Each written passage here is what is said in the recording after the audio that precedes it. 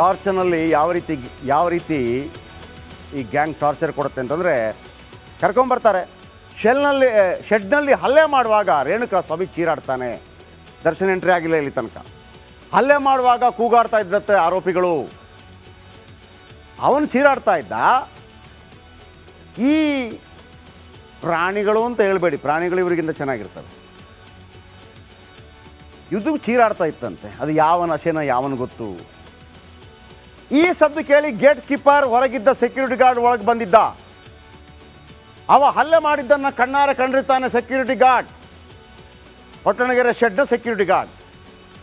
ಆಗ ಹೆದರಿದ್ರು ಇವರೆಲ್ಲ. ವಿನಯ್ಗೆ ಕಾಲ್ ಮಾಡ್ತಾರೆ ಆರೋಪಿಗಳು. ಆಗ ವಿನಯ್, ಆ ಟಕ್ಲು ಇದ್ದಾನಲ್ಲ ಅವನೇ ವಿನಯ್, ನಮ್ಮವರೇ ಅಂತ ಸೆಕ್ಯೂರಿಟಿ ಗಾರ್ಡ್ಗೆ ಹೇಳಿದ್ದ ವಿನಯ್.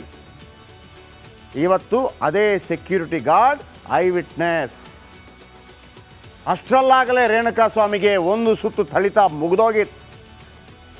ಆ ನಂತರ ಅದೇ ಟಕ್ಲು ವಿನಯ್ ರೇಣುಕಾ ಸ್ವಾಮಿ ಫೋಟೋ ಕಳಿಸಲು ಹೇಳ್ತಾನೆ. ಯಾರಿಗೆ? ಅದೇ ಸೆಕ್ಯೂರಿಟಿ ಗಾರ್ಡ್ಗೆ. ವಿನಯ್ ಮಾತು ಕೇಳಿ ಫೋಟೋ ಕಳಿಸ್ತಾನೆ ಸೆಕ್ಯೂರಿಟಿ ಗಾರ್ಡ್. ಆ ಫೋಟೋ ನೋಡಿಬಿಟ್ಟು 4 ಪೆಗ್ಗಲ್ಲಿ ಜಾಸ್ತಿ ಆಗತ್ತೆ. ಆ ಫೋಟೋಗಳನ್ನು ದರ್ಶನ್ಗೆ ತೋರಿಸಿದ್ದ ವಿನಯ್ ಅದೇ ಟಕಲು. ಫೋಟೋ ನೋಡಿ ಪಟ್ಟಣಗೆರೆ ಶೆಡ್ಗೆ ಅಣ್ಣ ಎಂಟ್ರಿ. ಶೆಡ್ಗೆ ಬರ್ತಾ ಇದ್ದ ಹಾಗೆ ಮತ್ತೆ ಏಕಾಏಕಿ ದಾಳಿ. ಕೆಳಗೆ ಬಿದ್ದವನನ್ನು ಎಳೆದು ಬನಿಯನ್ನು ಹರಿದಾಕ್ತಾರೆ, ಹೊಡೆದಾಕ್ತಾರೆ. ಸಿನಿಮಾ ಸ್ಟೈಲ್ನಲ್ಲಿ ಎತ್ತಿ ಬಿಸಾಡಿ ತುಳಿತಾರೆ ದರ್ಶನ್, ತುಳಿದಾಕ್ತಾರೆ. ರೇಣುಕಾ ಸ್ವಾಮಿ ಮುಖಕ್ಕೆ ಶೂ ಕಾಲ್ನಿಂದ ಒದ್ದುತ್ತಾರೆ ದರ್ಶನ್. ಎಲ್ಲ ಫೋಟೋಗಳನ್ನು ಇವರಿಗೊಂದು ಅಭ್ಯಾಸ ಇದೆ. ಈ LTT ಗ್ಯಾಂಗ್ಗೆ ಒಂದು ಅಭ್ಯಾಸ ಇತ್ತು. LTT ಗ್ಯಾಂಗ್ಗೆ ಒಂದು ಅಭ್ಯಾಸ ಇತ್ತು. ಈ ರಾಜೀವ್ ಗಾಂಧಿಯವರ ಕೊಲೆಯಾದಾಗ ಆ ಶಿವಾರಸನ್ ಅಲ್ಲಿ ನಿಂತಿರೋದು, ಮತ್ತೊಂದು ಬಾಂಬ್ ಸ್ಫೋಟಗೊಂಡಿದ್ದು ಎಲ್ಲ ಫೋಟೋ ತೆಗಿತಾ ಇದ್ದಾರೆ. ಅದೊಂದು ಹುಚ್ಚಾಟ. ಇವ್ರಿಗೂ ಅದೇ ಅಭ್ಯಾಸ. ಅಣ್ಣನಿಗೆ ನಾಳೆ ತೋರಿಸ್ಬೇಕಲ್ಲ. ಫೋಟೋ ವಿನಯ್ ಮೊಬೈಲ್ನಲ್ಲಿದ್ದು ಅವನೇ ತೆಗೆದಿದ್ದು ಕೆಲವು. ವಿನಯ್ ಫೋನ್ನಲ್ಲಿ ರಿಟ್ರೀವ್ ಮಾಡಿದಾಗ ಫೋಟೋ ಪತ್ತೆಯಾಗಿದೆ.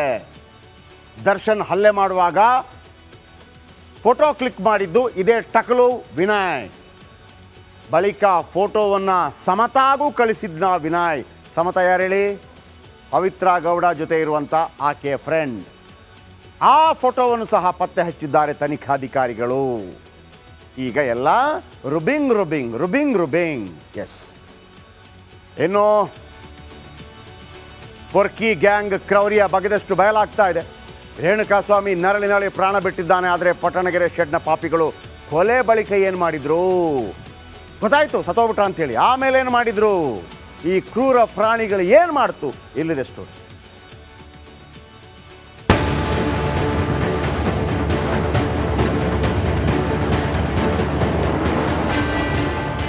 ಒಂದೊಂದು ದೃಶ್ಯವು ಘೋರ ಘನಘೋರ. ಬಡಪಾಯಿ ರೇಣುಕಸ್ವಾಮಿ ಕೈ ಮುಗಿದು ಪ್ರಾಣ ಭಿಕ್ಷೆಯನ್ನ ಕೇಳುತ್ತಿದ್ರು, ಬಿಡಲಿಲ್ಲ ಪಾಪಿಗಳು. ರೇಣುಕಸ್ವಾಮಿಗೆ ಡಿ ಗ್ಯಾಂಗ್ ಕ್ರೂರಿಗಳು ಇಂಚಿಂಚು ನರಕ ದರ್ಶನವನ್ನ ತೋರಿಸಿದ್ದಾರೆ. ಮೈ ತುಂಬಾ ಗಾಯಗಳು, ರಕ್ತದ ಕಲೆಗಳು.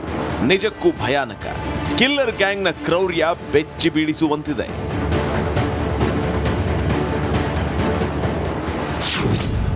ಶೆಡ್ನಲ್ಲಿ ಹಲ್ಲೆ, ಪಬ್ನಲ್ಲಿ ಪೊರ್ಕಿ ಪಾರ್ಟಿ. ಸ್ಟೋನಿ ಬ್ರೂಕ್ ಪಾರ್ಟಿನೂ ಇಲ್ಲೇ, ಪ್ಲಾನೂ ಇಲ್ಲೇ. ಈ ಪಬ್ನಲ್ಲೇ ಡಿ ಸಫಾರಿ. ಇಲ್ಲೇ ಇದ್ದ ರೇಣುಕಸ್ವಾಮಿ ಸಾವಿನ ರುವಾರಿ. ರಕ್ಕಸರನ್ನ ಒಟ್ಟುಗೂಡಿಸೋಕೆ ಇಂಥದ್ದೊಂದು ಹೈಫೈ ಅಡ್ಡಾನ ಕ್ರಿಯೇಟ್ ಮಾಡಿದ್ದೇ ದರ್ಶನಂತೆ. ಪಟ್ಟಣಗೆರೆ ಶೆಡ್ನಲ್ಲಿ ರಾಕ್ಷಸರ ಅಟ್ಟಹಾಸ ಮಿತಿಮೀರಿತ್ತು. ಈ ಗ್ಯಾಂಗ್ನ ದುರುಳರು ರೇಣುಕಸ್ವಾಮಿ ಮೇಲೆ ಹಲ್ಲೆ ಮಾಡ್ತಾ ಇದ್ರೆ, ಪೊರ್ಕಿ ಸ್ಟೋನಿ ಬ್ರೂಕ್ನಲ್ಲಿ ಪಾರ್ಟಿ ಮಾಡ್ತಾ ಇದ್ದ. ಇಲ್ಲಿಗೆ ಬಂದಿದ್ದ A2 ಪವನ್ ರೇಣುಕಸ್ವಾಮಿಗೆ ಥಳಿಸಿದ್ದ ಫೋಟೋನ ದರ್ಶನ್ಗೆ ತೋರಿಸಿದ್ದ.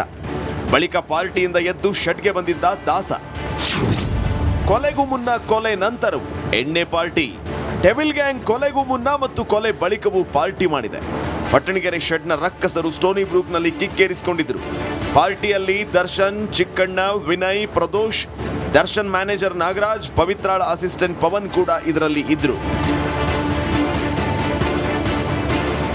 ರೇಣುಕಸ್ವಾಮಿ ಹತ್ಯೆಗೂ ಮುನ್ನ ಕಿಲ್ಲರ್ ಗ್ಯಾಂಗ್ ಇದೇ ಸ್ಟೋನಿ ಬ್ರೂಕ್ನಲ್ಲಿ ಮಾಡಿದ್ದ ಪಾರ್ಟಿ ಕಿಕ್ಕೇರಿಸಿಕೊಳ್ಳುತ್ತಾ ಕೊಲೆಗೆ ಪ್ಲಾನ್ ಮಾಡಿದ್ರ. ಯಾಕಂದ್ರೆ ದರ್ಶನ್ ಬಂಧಿಸಿದ ಬಳಿಕ ಸ್ಟೋನಿ ಬ್ರೂಕ್ಗೆ ಪೊಲೀಸರು ಕರೆತಂದಿದ್ರು. ಪಾರ್ಟಿ ನಡೆದ ಸ್ಥಳದಲ್ಲಿಯೇ ಆರೋಪಿಗಳನ್ನ ಕೂರಿಸಿ ಸ್ಥಳ ಮಹಜರು ನಡೆಸಿದರು. ಯಾರು ಎಲ್ಲಿದ್ರು ಏನೇನ್ ಮಾತಾಡಿದ್ರು ಅಂತ ರೀಕ್ರಿಯೇಟ್ ಮಾಡಿದ್ರು. ಚಿಕ್ಕಣ್ಣನನ್ನು ಕರೆದೊಯ್ದು ಸ್ಥಳ ಮಹಾಜರು ನಡೆಸಿ ಹೇಳಿಕೆಯನ್ನ ದಾಖಲಿಸಿಕೊಂಡಿದ್ರು. ಸ್ಟೋನಿ ಬ್ರೂಕ್ ಮಾಲೀಕ A10 ವಿನಯ್ ದರ್ಶನ್ ಆಪ್ತ. ಹೀಗಾಗಿ ಇದೇ ಇವರ ಪಾರ್ಟಿಯ ಅಡ್ಡೆಯಾಗಿತ್ತು. ಇನ್ನು ರೆಸ್ಟೋರೆಂಟ್ ಅಲ್ಲಿ ಎಲ್ಲಿ ನೋಡಿದ್ರು ಡಿ ಬಾಸ್ ಸಫಾರಿ ಅನ್ನೋ ಬರಹ ಕಾಣಿಸುತ್ತೆ. ಅದೇನೇ ಇರಲಿ, ನರ ರಾಕ್ಷಸರ ಮಧ್ಯೆ ವಿಲ ಒದ್ದಾಡಿ ರೇಣುಕಸ್ವಾಮಿ ಉಸಿರನ್ನೇ ಚೆಲ್ಲಿದ್ದ. Nagaraj, crime bureau, Republic Kannada. Cigarette ಚಟ ಕಾಮನ್. ರೇಣುಕಾ ಸ್ವಾಮಿಗೆ ಹೊಡೆದಿದ್ದು ಅಲ್ಲದೆ ಸಿಗರೇಟ್ನಿಂದಲೂ ಕೈ ಸುಟ್ಟಿದ್ರು.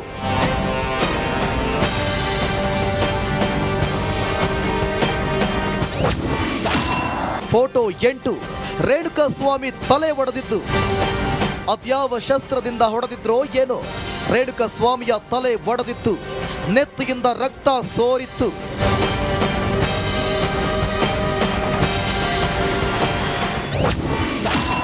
ಫೋಟೋ 9.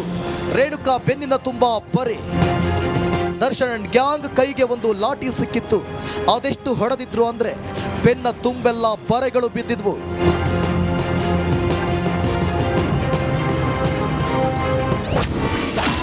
ಫೋಟೋ 10. ಮುಖದಲ್ಲಿ ತುಟಿಯೇ ಇರಲಿಲ್ಲ.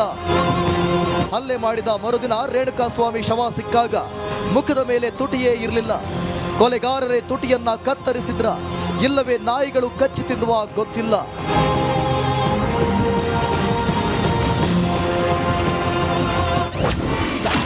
ಫೋಟೋ 11.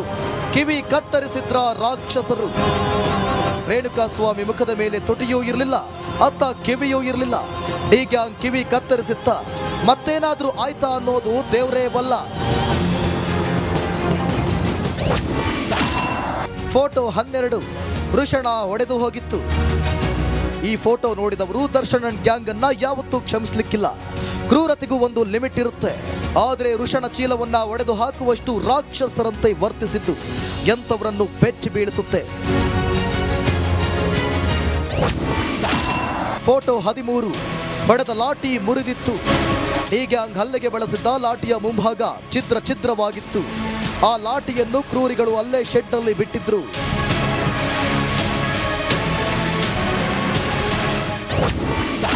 ಫೋಟೋ 14. ಸ್ಟೋನಿ ಬ್ರೂಕ್ನಲ್ಲಿ ಮಹಜರು. ರೇಣುಕಾ ಸ್ವಾಮಿ ಬರ್ಬರ ಹತ್ಯೆ ಬಳಿಕ ಇಡೀ ಗ್ಯಾಂಗ್ ಅನ್ನ ಬಂಧಿಸಲಾಗಿತ್ತು. ಬಳಿಕ ಸ್ಟೋನಿ ಬ್ರೂಕ್ ಹೋಟೆಲ್ನಲ್ಲಿ ಪಾರ್ಟಿ ಮಾಡಿದವರನ್ನೆಲ್ಲ ಕರೆಸಿ ವಿಚಾರಣೆ ಮಾಡಲಾಯಿತು. Crime bureau, Republic Kannada.